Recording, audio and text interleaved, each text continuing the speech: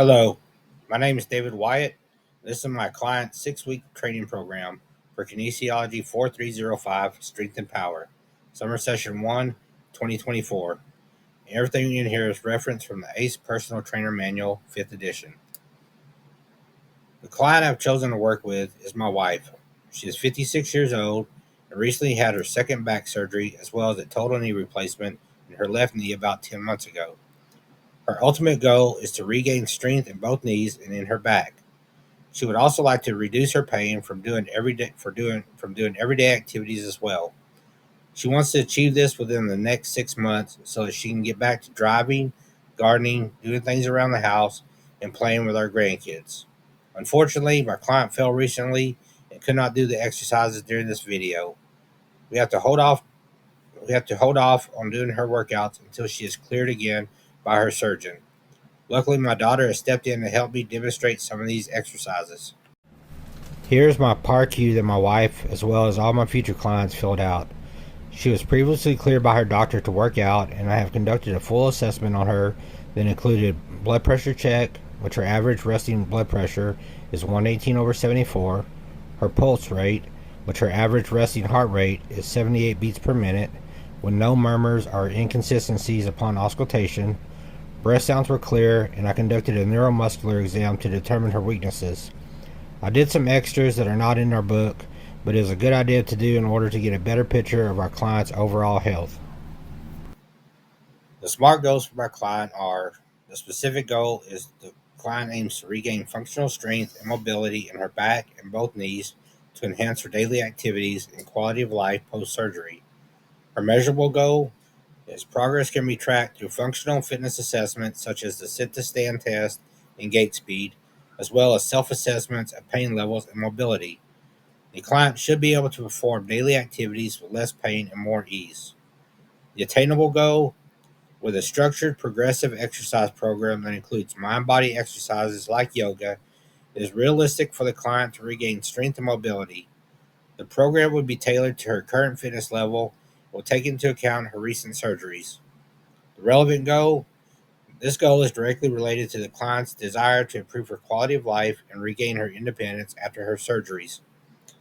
And lastly, her time-bound goal: the client aims to see noticeable improvements in her strength, mobility, and pain levels within the next 6 months.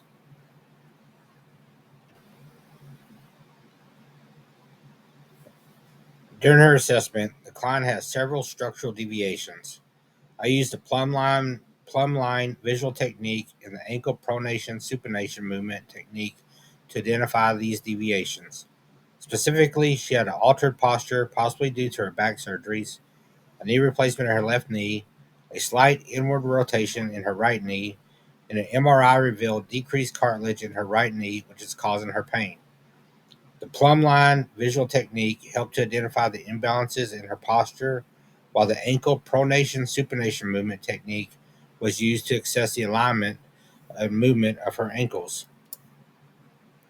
Prior to her surgeries, the client had not been physically active for the past several years due to pain and mobility issues caused by her back and knees. She is ready now to get back to the way she was prior to surgery and become even better than she was prior to her injuries in order to live longer to see our grandkids grow. She is currently in phase 1 of the ACE Integrated Fitness Training, or IFT model. This is the stability and mobility phase of the ACE IFT model. And this is the phase where she will spend most of her time in.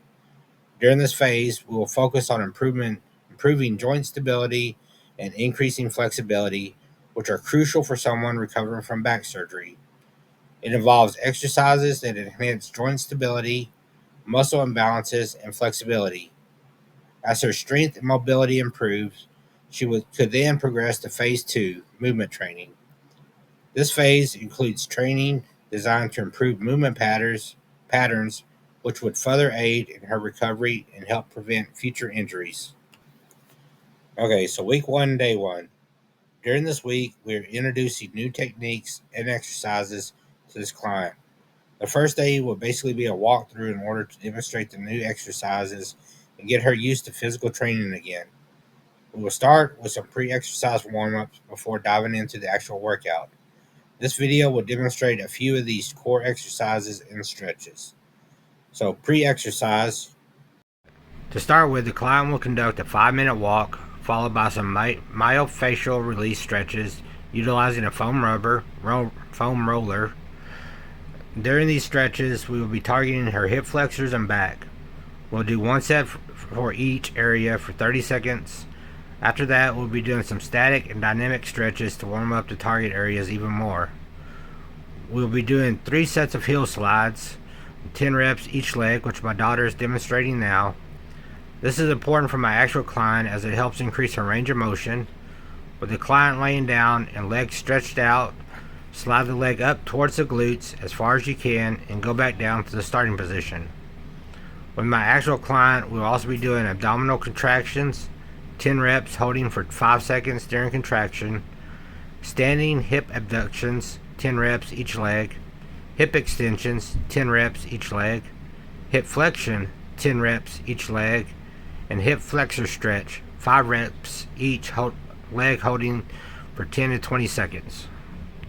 Moving on to the exercise portion of the workout, we will work on strengthening her back and knees. These exercises will be the core of her exercise routine until she is able to regain her movement and stability before proceeding to the next phase of the IFT model. In order to increase lumbar stability, we'll be doing pelvic floor contractions, which is being demonstrated now, for 2 sets of 10 at a 2-second tempo with a 15-second rest between sets. The client will be laying down comfortably and relaxed while breathing normally. Upon exhalation, slowly lift your pelvic floor muscle. She will continue to breathe normally for the 2-second tempo hold for each rep. She should feel a slight squeeze in her pelvic floor muscles. And for lumbar stability, we'll also be doing the transverse abdominis contractions for 2 sets of 10 at a 2-second tempo with 15-second rest between sets. For her proximal stability, or her core function, we'll be doing supine drawing, 2 sets of 10 reps with 30-second rest between sets, and quadruped drawing, 2 sets of 10 with 30-second rest between sets. Doing these drawings in different positions will help activate the abdominals, back, glutes, and quads in order to strengthen them. For proximal mobility, the hips and thoracic spine, we'll be doing cat-camel, 2 sets of 10 reps with 30-second rest between sets, a supine 90-90 hip rotator stretch, 2 sets of 10 reps with 30-second rest between sets, and glute bridge, 2 sets of 5 per side, holding the end range of motion for 1 second with 30-second rest between sets. We will also be doing some dynamic stretches midway through her exercise routine to help with strengthening and mobility and to warm up the muscles even more. We'll be doing hip circles, 2 sets of 10 reps clockwise and 2 sets of 10 reps counterclockwise with 30-second rest between sets. Leg swings, which is being demonstrated now, for 2 sets of 10 reps each leg with 30-second rest between sets. And torso twist, 2 sets of 10 with 30-second rest between sets. For the leg swings being demonstrated, the client will be holding onto a solid object and swing her leg forward and backwards in a controlled manner.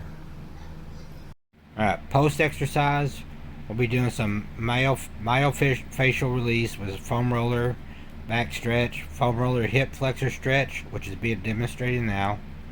We'll place the foam roller just below the hip bone of the target leg with hands out for support, as well as the other leg bent in a position that supports her body weight.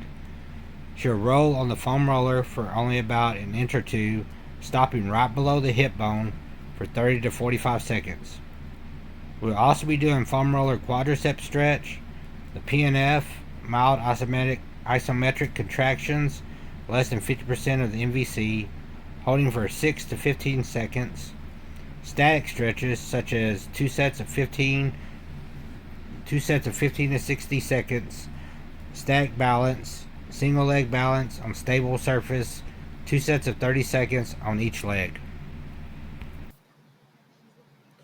So in conclusion, this was the first day of exercises for my actual client. As she gets stronger and has better stability and mobility, We will progress to phase 2 of the IFT model. She will not progress to phase 3 until she has gained significant improvements in her strength and endurance. For her SMART goals and ultimate goal of improving her balance and getting stronger than she was before her injuries, just using body weight and staying within these two phases will be perfect for her. I hope you enjoyed this video, and I cannot wait to see you again next summer session for sports nutrition. Thank you.